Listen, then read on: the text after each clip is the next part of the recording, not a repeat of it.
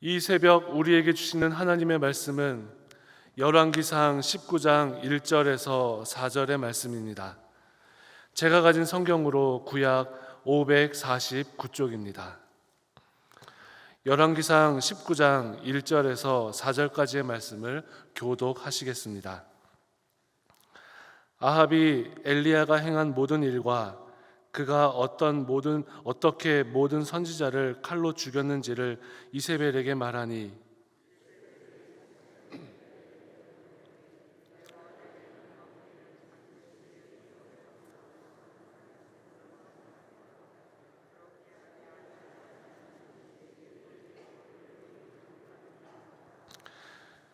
그가 이 형편을 보고 일어나 자기의 생명을 위해 도망하여 유다에 속한 브엘세바에 이르러 자기의 사환을 그곳에 머물게 하고, 자기 자신은 광야로 들어가 하루길쯤 가서 한 로덴 나무 아래에 앉아서 자기가 죽기를 원하여 이르되, 여호와여 넉넉하오니 지금 내 생명을 거두시옵소서. 나는 내 조상들보다 낫지 못하니이다 하고. 아멘. 기도하겠습니다. 하나님, 이 모습 이대로 주님께 나왔습니다. 저희들을 두 팔 벌려 환영해 주시고, 또 저희들에게 예비하신 말씀과 은혜를 허락하여 주시옵소서. 마른 땅이 단비를 기다리듯 저희들의 심령이 주님을 기다립니다. 말씀을 기다립니다. 성령 충만을 기다립니다. 은혜를 기다립니다. 허락하여 주시옵소서. 특별 새벽기도회의 11조 헌금과 감사 헌금과 1,000번째 헌금, 세계 선경금을 드린 분들이 계시오니, 하나님, 물질 있는 곳에 내 마음이 있다 하셨사오니 저희들의 마음과 믿음을 보시고 더욱 신앙이 풍성해지게 하시며 늘 주님께 드리고 나누고 베풀어도 차고 넘치는 복을 허락하여 주시옵소서. 이번 한 주간 동안 하나님께서 저희들을 강권적으로 붙들어 주시고 저희들의 심령 속에 하나님이 뜻하시고 원하시는 바를 이루어 주시옵소서. 예수 그리스도의 이름으로 기도하옵나이다. 아멘. 가을 특별 새벽기도에 오신 여러분들을 환영합니다. 새벽에 옆분과 인사하는 거는 이렇게 뭐랄까요? 이게 편치 않을 수도 있어요. 부시부시 해가지고. 그렇지만 옆분하고는 인사를 좀 해보시죠. 잘 나오셨습니다. 예.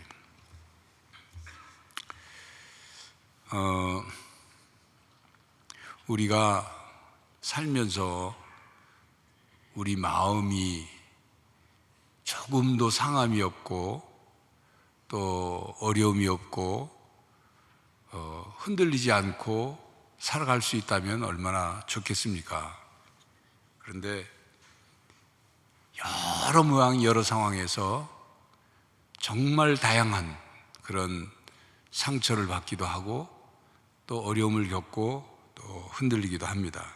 그래서 이번 가을 특별 새벽기도회는 엘리야라는 인물을 중심으로, 특별히 엘리야의 삶 속에 열왕기상 19장 1절부터 18절까지의 말씀을 중심으로 엘리야가 어떻게 무너졌는지 또 엘리야가 어떻게 회복되어 갔는지를 집중적으로 말씀을 함께 깨달아 보고자 합니다.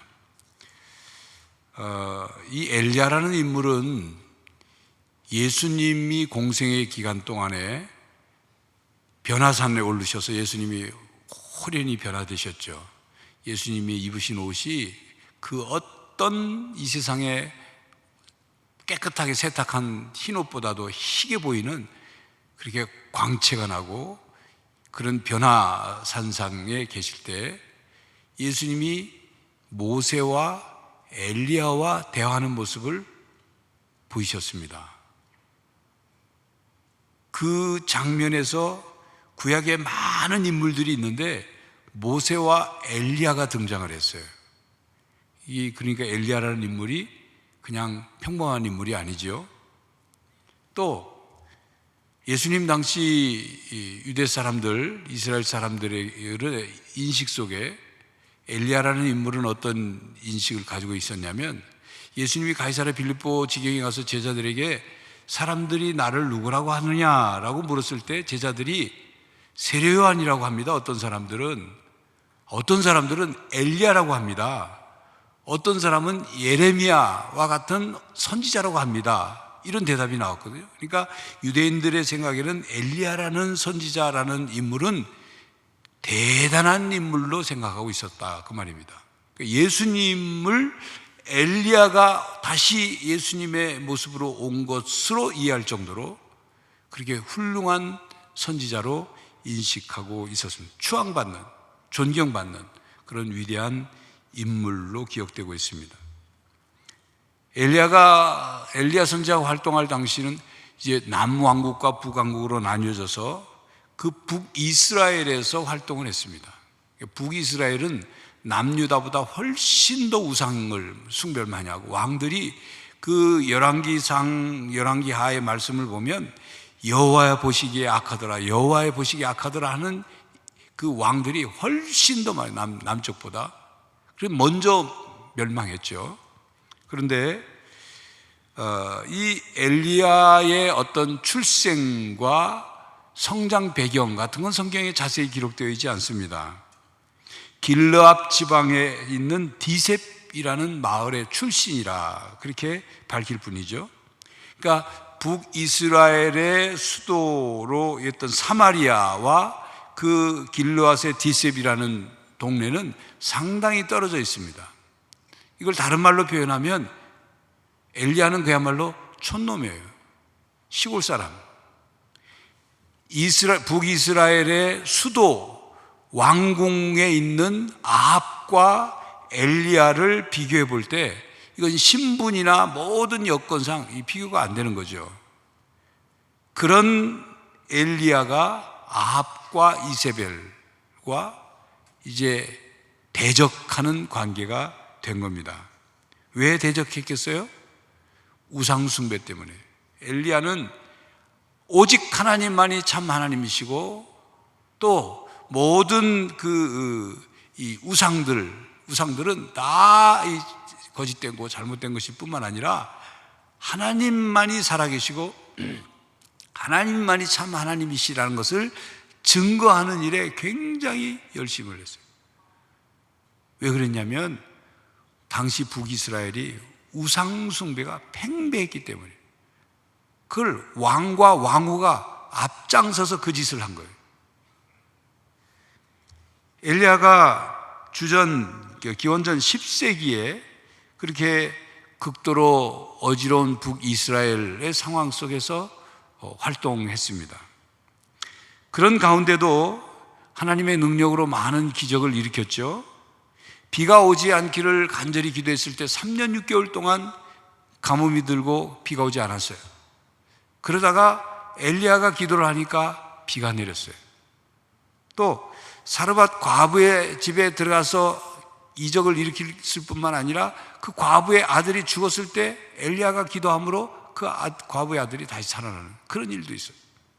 그리고 3년 6개월 동안 이제 비가 오지 않을 때 은둔 생활을 했는데, 그 그릿 계곡에 머물렀을 때 까마귀가 매일 떡과 고기를 물어다가 주고, 그곳에서 그 음식으로 먹으면서 은둔 생활을 할 정도로 하나님과 늘 동행하는 모습을 보였던 선지자였습니다.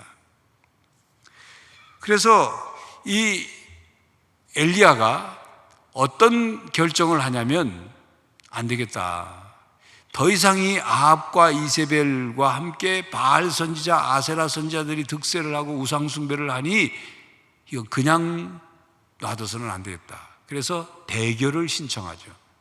우리가 잘 아는 열왕기상 18장의 갈멜산에서의 대결입니다. 그 대결의 내용이 뭡니까? 서로 제단을 쌓고 불로 응답하는 신이 참신, 그가 하나님으로 인정하자. 그래서 바알 선지자 450명과 아세라 선지자 400명이 이쪽에 모이고 엘리야는 혼자서 이제 불로 응답하실 하나님께 기도를 합니다. 먼저 이쪽 바알 선지자 450명이 제단을 쌓고 그 위에 제물을 올려놓고 이제 뭐 주문도 외우고 난리법석을 치는데도 아무런 응답이 없죠. 응답 없을 수밖에 없죠. 우상인 가짜니까, 헛거니까, 존재하지 않는 신이니까. 그래서 엘리야가 막 부추기지 않습니까? 신이 지금 잠들어 있는 거 아니냐, 정신을 지금 여기에 뭐 신경을 못 쓰고 있는 거 아니냐, 더 난리를 쳐봐라. 성경에는 난리 쳐봐라는 말은 없어요. 하여튼 그러니까 난리를 쳤어요. 하여튼 막 자기들 온몸을 막 자해하면서 막 거의 미친 사람들처럼 선지자들이 했는데도 아무 일도 일어나지 않았어요. 그러고 난 다음에 이제 엘리야가 하나님께 기도하기 전 어떻게 합니까? 제단을 쌓고 제물을 위해놓고 거기다 물을 부라고 그래요. 불로 응답해서 나무를 태우고 제물을 태워야 되는데 거기다 물을 부라고 그래요. 있을 수 없는 일이죠. 그렇게 했어요. 그리고 엘리야가 간절히 기도합니다. 하나님이 하나님이심을, 살아계신 하나님을 나타내달라고. 어떻게 됐습니까? 어떻게 됐어요? 너무 쉬운 걸 물어서 대답을 안 하시는 거예요? 아니면 진짜 모르는 거예요? 불로 응답을 했죠. 순식간에 불이 그냥 핥는 것처럼 응답을 했죠. 그래서 그 대결에서 승리해서 바알 선지자 450명을 선지자를 다 죽였습니다. 다 죽였어요. 그 사건이 열왕기상 18장의 내용이에요. 그리고 19장입니다. 19장 1절을 같이 읽겠습니다. 1절 한 목소리 읽습니다. 시작. 아합이 엘리야가 행한 모든 일과 그가 어떻게 모든 선지자를 칼로 죽였는지를 이세벨에게 말하니, 그 소식을 아방의 마누라인 이세벨에게 말했어요. 그 말을 전해 들은 이세벨이 아이고, 하나님이 그런 하나님이야? 아이고, 내가 잘 몰랐네. 엘리야가 그런 선지자야? 아이고, 내가 잘못했네. 이랬어야 되는데 독이 더 오른 거예요. 독이 더 올라가지고 2절에 이세벨이 사신을 엘리야에게 보내어 이르되 내가 내일 이맘때에는 반드시 내 생명을 저 사람들 중에 한 사람의 생명과 같게 하리라. 그렇게 하지 아니하면 신들이 내게 벌 위에 벌을 내림이 마땅하니라. 이세벨이 엘리야를 죽이겠다고 사람을 보내서 협박을 한 거예요. 엄포를 놓은 거예요. 그 상황입니다. 그렇게 되니까 엘리야가 어떻게 했습니까? 갈멜산에서 그 승리했던 기세, 그 승리의 그 기쁨, 용기, 이런 것은 온데간데 없고 자기 사환을 데리고 저 남쪽, 이 사마리아는 북쪽이지 않습니까? 이스라엘의 남쪽으로 내려가 부엘세바 쪽에 이르러서 그쪽에서 또 어느 로뎀나무, 광야의 로뎀나무 아래 앉아서 하나님 앞에 나 죽게 해달라고 이렇게 하는 상황이에요. 완전 분위기가 다르죠. 갈멜산에서의 엘리야의 모습과 광야의 로뎀나무 아래 있는 엘리야의 모습은 완전 다른 모습이에요. 마치 날씨가 맑은 날씨였다가 갑자기 먹구름이 끼고 막 비바람이 몰아치는 것과 같이 변한 것처럼 상황이 그렇게 변한 거예요. 엘리야의 마음이, 엘리야의 모습이 그렇게 변한 거예요. 이세벨이 자기를 죽이려 한다는 소식을 듣고 나서 그렇게 남쪽으로 도피를 하고 로뎀나무 아래서 죽기를 구하고 있는 것입니다. 여러분, 서두에 말씀드린 것처럼 엘리야는 기도의 사람입니다. 엘리야는 능력의 사람입니다. 엘리야는 하나님의 말씀을 따라 사는 사람이에요. 하나님이 엘리야와 함께 하셨습니다. 엘리야를 먹이시고 엘리야와 동행하셨습니다. 그런데도 엘리야가 이세벨의 협박하는 그 말 한 방에 무너진 거예요. 한 방에 무너졌어요. 왜 엘리야가 무너졌을까요? 무엇 때문에 이렇게 무너졌을까요? 왜 이렇게 쉽게 무너졌죠? 엘리야의 마음속에는 갈멜산에서의 그 대결에서의 승리, 그 승리로 인해서 모든 것이 정리될 줄 아는 거예요. 아합과 이세벨도 하나님 앞에 엎드려서 하나님 잘못했습니다 회개할 줄로 기대했고, 그 바알 선지자들을 다 죽이면서 북이스라엘 땅에 그 소식이 전파돼서 모든 우상이 척결되고 모든 우상을 섬기는 선지자들이 다 그냥 도망가고 다 이럴 줄 기대했었던 것 같습니다. 한 방에 끝날 줄 알았죠. 그런데 오히려 더 독이 올라서 엘리야를 죽이려고 하니까 그야말로 당황하게 된 것입니다. 여러분, 우리가 살면서 이렇게 생각하는 경우들이 많습니다. 우리가 하나님 앞에 한번 기도했는데 기도가 한 방에 다 이루어질 걸로 기대해서 그 기도가 응답 안 되면 낙심이 돼요. 아, 나는 믿음이 없나 보다. 나는 하나님이 나를 별로 사랑하시지 않나 보다. 이게 한 방에 무너지는 경우가 있어요.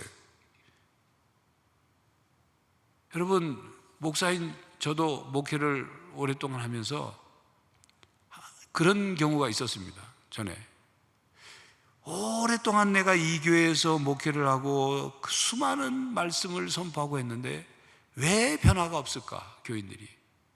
그것 때문에 낙심이 돼가지고, 아, 나는 무능한가 보다. 나는 말씀에 힘도 없고 능력도 없고 성령이 역사하시지 않나 보다. 그러다 보면 어디까지 가냐면 나는 하나님이 나를 종으로 세우신 게 아니고 그냥 이렇게 된 건가? 별의별 생각이 나면 쉽게 무너지는 거예요. 여러분, 이와 비슷한 모습들이 우리의 삶 속에 경험이 된단 말입니다. 내가 무엇을 했는데 한 번에 다 이루어지면 좋은데 그것처럼 좋은 게 어디 있겠어요? 한 번에 다 해결되면, 한 방에. 근데 그게 안 되면 낙심하는 거예요. 낙심하는 거예요. 교회 봉사하다가도 내가 이렇게 봉사하면 이렇게 될 걸 기대했는데 안 되면 그것 때문에 낙심해가지고 엘리야가 무너지는 것처럼 그렇게 무너진단 말이에요. 여러분, 세상의 모든 일은 우리가 하나님 나라에 들어갈 때까지는 시간이 필요해요. 지속적인 노력이 필요해요. 지속적인 변화가 필요해요. 그래서 저도 목회하면서 그런 부분들을 경험하면서 많이 정리가 됐어요. 그래서 성도들이 빨리 변화되지 않는다고 해서 쉽게 낙심하지 않아요. 왜요? 제가 저를 보니까 그래요. 제가 그렇게 쉽게 많이 변화가 안 되거든요. 제가 지금 60이 넘도록 제 모습, 제가 모태신앙이지만 신앙생활하는 모습 보니까 횟수로 보면 예수님을 다 닮아야 되지 않습니까? 그런데 제 모습을 보면 아니거든요. 아, 그렇구나. 시간이 더 필요하구나. 한 방에 되는 게 아니구나. 그것 때문에 낙심하지 말자고요. 그것 때문에 스스로 상처를 받지 말자고요. 또 다른 사람에 대해서도 마찬가지예요. 저 사람이 왜 빨리 변하지 않나? 그것 때문에 속상하고 그것 때문에 힘들어하지 말자고. 다 시간이 필요한 사람들, 다 시간이 걸리고 지속적인 노력이 필요하다, 그 말입니다. 남편 아합왕으로 그 갈멜산에서의 대결의 소식을 전해 들은 이세벨이 이제 독이 오를 대로 올라가지고 분노와 증오로 이를 갈았어요. 그래서 사람을 보내서 뭐라고 합니까? 내일 이맘때쯤 죽일 테니까 너 준비해. 내가 널 죽이지 않으면, 이맘때까지 내가 널 죽이지 않으면 내가 섬기는 신이 나에게 천벌을 내려서 내가 다 받겠어. 이 말을 전합니다. 그러니까 엘리야가 아까 이제 4절을 같이 읽겠습니다. 4절 시작. 자기 자신은 광야로 들어가 하룻길쯤 가서 한 로뎀 나무 아래에 앉아서 자기가 죽기를 원하여 이르되 여호와여 넉넉하오니 지금 내 생명을 거두시옵소서. 나는 내 조상들보다 낫지 못하니이다. 그렇게 남쪽으로 도망가가지고 도피해 가가지고 죽여달라고. 너무 다르지 않습니까? 마치 이 엘리야의 모습을 보면 조울증 환자의 모습처럼 보여요. 조울증이란 조증과 우울증이 같이 있는 거예요. 조증이란 좋을 때, 상황이 좋을 때는 막 못할 것이 없는 것 같아요. 막 의욕이 넘치고 패기가 넘치고 해보자, 될 거야, 이러다가 갑자기 우울증이 오면 푹 꺼져가지고 나 못해, 나는 그런 능력이 없어, 해도 안 돼, 나는 우울해, 슬퍼, 왜 이렇게 허무하지? 이게 업다운이 급격히 심한 것이 조울증입니다. 그런데 그 조울증 증세 중에 지금 엘리야의 모습은 우울증 쪽의 상황에 빠진 것처럼 보여요. 여러분, 우울증은 인류의 역사만큼 오래된 마음의 병입니다. 우울증을 우리는 마음의 감기라고 표현합니다. 누구든 들을 수 있어요. 감기, 어느 누구든 감기에 걸릴 수 있는 것처럼 우울증도 마찬가지예요. 여러분, 전 세계 우울증 환자가 2억 6,400만 명입니다. 21년도 통계인가 그렇습니다. 2억 6,400만 명. 엄청난 숫자예요. 그런 가운데 우리나라는 이것도 1등이에요. 1등이에요. 우울증 유병률이 전 세계 OECD 국가 중에 1위예요. 10명 중에 4명이 우울증에 걸렸거나 우울하다, 우울감에 쉽게 빠지는 그런 삶을 살고 있다는 것입니다. 코로나를 겪으면서 더 우울증이 심해졌습니다. 이 엘리야의 상황이 왜 이렇게 갈멜산 대결에서 승리한 모습과는 정반대 모습으로 됐느냐? 이 우울증의 증세로 분석이 됩니다. 많은 기독교 심리학자나 상담가나 정신분석가들이 엘리야의 모습을 성경을 통해서 보면서 이 엘리야는 우울증이 있는 것 같다, 그렇게 진단합니다. 여러분, 오늘 이 시간 엘리야가 우울증에 있으니 우리도 우울증에 걸리자, 그 말씀을 드리는 게 아닌 걸 아시죠? 누구나 우울증에 걸릴 수 있다는 거예요. 우울증 걸린 사람에 대해서 손가락질해서는 안 돼요. 누구나 걸릴 수 있어요.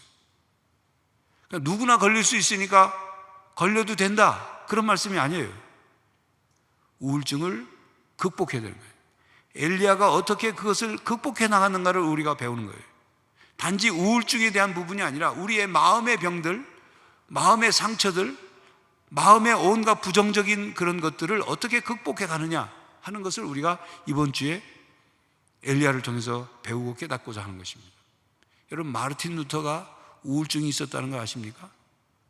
찰스 스폴전이라는 목사님이 유명한 설교가인데 그분도 우울증이 있었어요. 극복했어요. 강준민 목사님이라고 책도 많이 쓴, 좋은 책들을 많이 쓴 목사님인데 그분도 우울증이 있었어요. 그분들이 그런 가운데도 신앙으로 잘 극복한 거예요.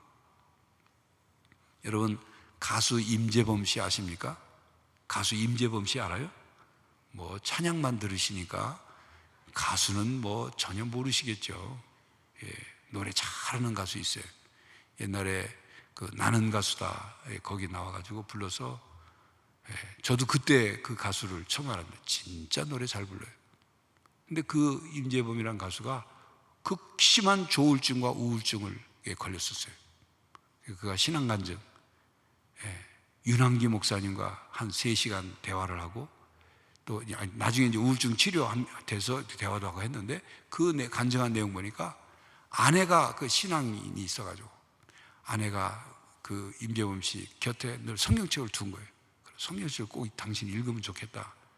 성경책을 읽고 계속 읽으면서 임재범 씨가 나중에 간증인 거예요. 자기가 우울증을, 성경 말씀을 읽음으로 우울증을 극복하게 됐다. 완전히 우울증이 다 난 건 아니지만 상당 부분 내가 우울증을 극복하겠다, 그렇게 간증을 했어요.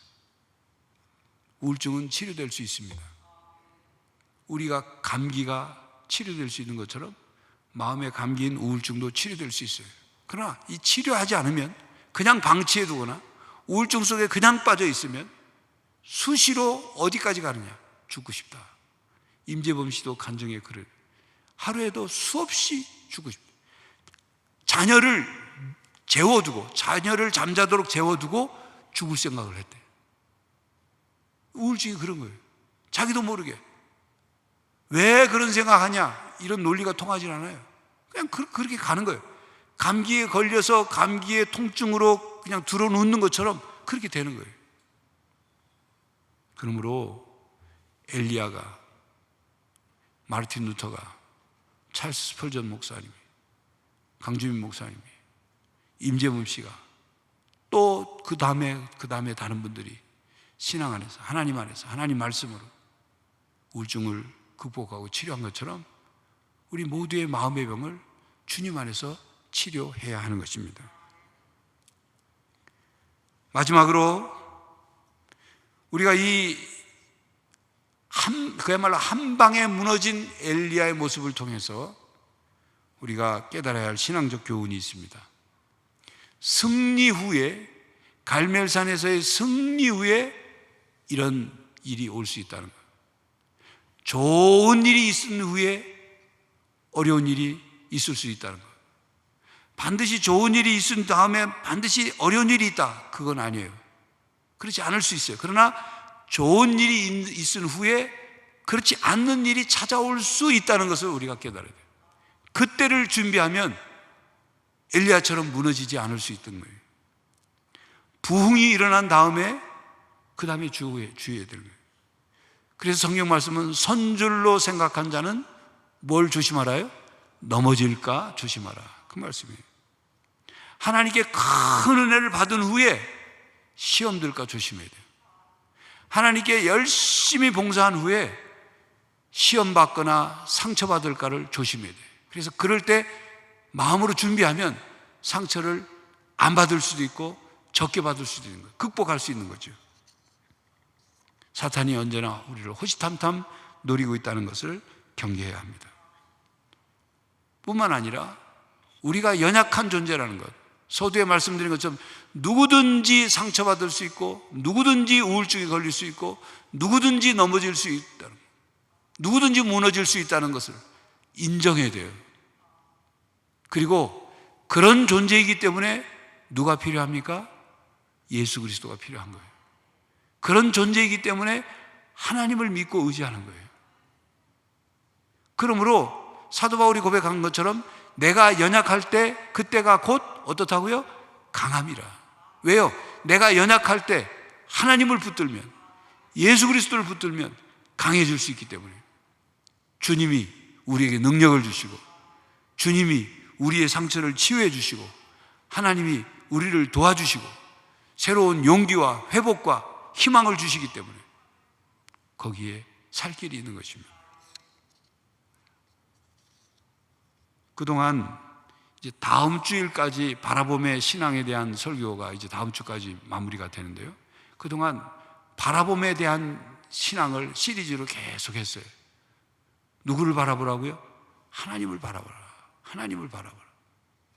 내일 말씀을 드리겠습니다만 엘리야가 놓쳤어요. 승리 후에 이세벨의 말을 듣고 하나님을 바라봐야 될 초점을 놓쳤어요. 우리가 이 새벽 기간, 그 특별 새벽 기도 기간 동안 다시금 하나님에게 초점을 맞추고 하나님을 향하여 바라보고 하나님에게 희망을 두고 하나님으로부터 도움과 능력을 받는 복된 한 주간이 되시기를 간절히 바랍니다. 제가 기도한 후에 각자 개인 기도 하시기를 바랍니다. 하나님, 상한 저희 마음, 지치고 찢기고 상한 저희들의 마음을 주님의 사랑으로 보듬어 주시옵소서. 주님의 말씀으로 치유하여 주시옵소서. 불안하고 두렵고 낙심하고 절망 가운데 있는, 슬프고 허무하고 참으로 곤비에 있는 저희들의 심령을 주의 말씀으로 새롭게 하여 주시옵시고 성령 하나님이 우리를 붙들어 주시옵시고 오직 하나님을 향한 믿음으로 새롭게 치유되고 회복되고 변화되게 하여 주시옵소서. 활기찬 신앙 안에서 활기찬 삶을 회복할 수 있도록 은혜를 부어 주시옵소서. 이제 저희들 각자 개인 기도를 드릴 텐데 우리의 속마음을 주님 앞에 쏟아놓습니다. 우리의 형편을 있는 그대로 주님 앞에 내어놓습니다. 이 모습 그대로 주님 앞에, 은혜의 보좌 앞에 나갑니다. 우리를 받아주시고 우리의 기도에 귀를 기울여 응답하여 주시옵소서. 기도하고 일어날 때 우리의 심령 가운데 밀물처럼 밀려오는 평안을 허락하여 주시옵소서. 예수 그리스도의 이름으로 기도하옵나이다. 아멘.